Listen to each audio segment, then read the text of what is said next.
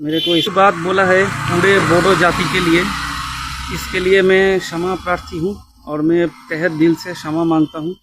मेरे को इसी तरह से पूरे बोडो जाति को ऐसे गाली देना नहीं चाहिए था। ये गलत हुआ है मेरे से और मैं इस बात का पूरा क्षमा मांगता हूँ। आगे से मैं ऐसा गलती और कभी नहीं करूँगा। मैं हाथ जोड़ के सबसे माफ़ी मांगता हूँ, पूरा बोडो जाति से माफ़ी मांगता हूँ, मुझे माफ़ कर दीजिए।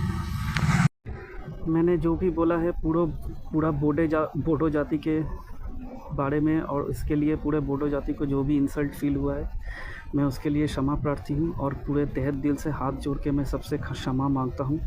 मेरे से भाइयों बहनों, मेरे से बहुत बड़ा गलती हो गया। मैं दोबारा ये गलती ज़िंदगी में और कभी नहीं करूँगा। मुझे माफ़ कर दीजिए। मैं सच्ची में दिल से आप क्षमा मांगता हूँ आपसे कि आपको मैंने जो भी बोला है, गाली गलौज किया है, जो भी ख़राब बातें बोला है, ये मेरा गलती था और दोबारा मैं ऐसा कभी नहीं करूँगा। प्लीज़ मुझे माफ़ कर दीजिए।